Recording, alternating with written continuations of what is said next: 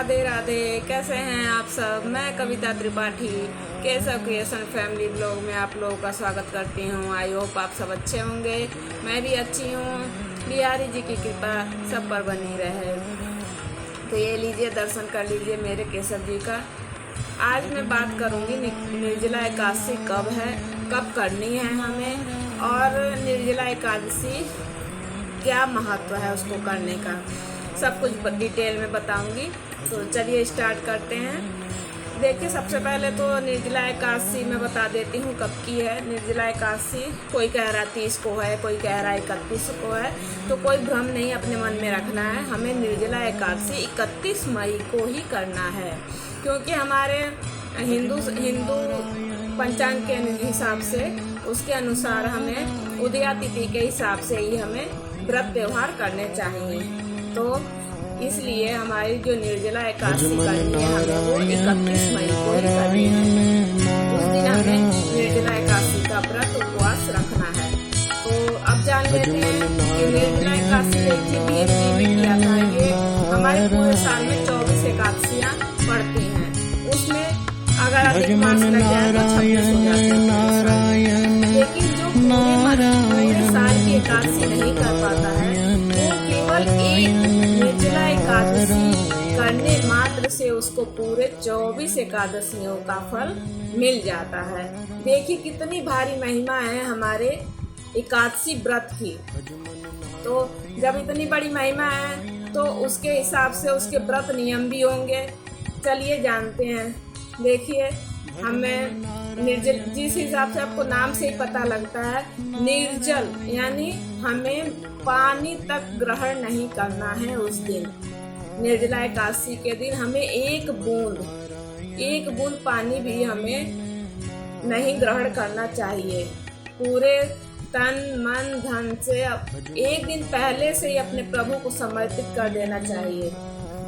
देखिए, जब इतना बड़ा व्रत है, ऊपर से इतनी गर्मी पड़ती है ज्येष्ठ महीने में, और सबसे पूरे साल की सबसे बड़ी एकादशी मानी जाती है, क्योंकि इसमें इतनी तपस्या करनी पड़ती है। एक तो इतनी गर्मी, ऊपर से एक बूंद पानी भी हमें ग्रहण नहीं करना है। तो ये सोचिए कितनी भारी महिमा है इस व्रत की और कितना इसके नियम है। तो इस दिन अगले दिन हमें 1 जून को पारण करना है।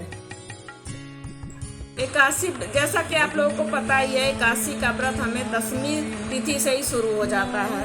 10वीं तिथि के दिन हमें केवल एक टाइम का भोजन करना चाहिए, चाहे आप दोपहर का करिए या तो शाम का करिए। लेकिन अगर मतलब ऐसे तो दोपहर में ही कर लेना चाहिए, लेकिन अगर आप शाम को भोजन कर रहे हैं तो जल्दी कर लीजिए। ज़्यादा रात को मत करिए, जैसे 10 बजे 11 बजे, जल्दी कर लीजिए शाम को 6-7 बजे। उसके बाद हमें कुछ भी मतलब सात्विक, अगर कुछ ग्रहण भी कर रहे हैं तो सात्विक ही हमें भोजन ग्रहण करना चाहिए, क्योंकि अगले दिन हमें कुल्ला मतलब ब्रश नहीं करना होता है एकादशी के दिन, आप लोगों को पता ही है। तो हमें ब्रश भी नहीं करना होता है उस दिन। इसलिए एकादशी व्रत का जो नियम है वो 10वीं से ही शुरू हो जाता है, क्योंकि अगर हम ज़्यादा रात को 10 बजे 11 बजे भोजन ग्रहण करते हैं तो वो हमारे दांतों में चिपके रह जाते हैं। इसलिए ये व्रत दोपहर एक टाइम का भोजन करने के लिए बताया गया है 10वीं के दिन। 10वीं के दिन ज़्यादा तला भुना मत खाइए, कोई पकौड़ी चाट ओट नमक का भोजन मत कीजिए। अगर भोजन ग्रहण करते हैं तो मीठा भोजन ग्रहण करिए, क्योंकि अगर मीठा भोजन ग्रहण करेंगे तो निर्जला एकादशी के दिन हमें प्यास नहीं लगेगी। इस नियम को स्वयं राधा जी ने गोपियों से कहा था, बताया था कि अगर हम 10वीं के दिन मतलब तला भुना पकौड़ी चाहे नमक का भोजन अगर नहीं खाते हैं तो हमें अगले दिन प्यास नहीं लगती है। तो ऐसा आप कर लीजिए। और दूसरा है कि आप जैसे हमारे हिंदू धर्म के हिसाब से जो हमारी उदया तिथि 4 बजे से शुरू होती है, मतलब 4 बजे शुरू होता है कोई भी व्रत। तो जैसे निर्जला एकादशी, जैसे हम हरितालिका तीज करते हैं, उसमें हम सुबह सरगी लेते हैं। करवा चौथ का करते हैं तो उसमें सुबह सरगी लेते हैं। इस व्रत में भी आप 3 बजे उठकर, भोजन तो नहीं खाना चाहिए, जैसे जल पी लिया, जल ग्रहण कर लिया, मीठा जल ग्रहण कर लिया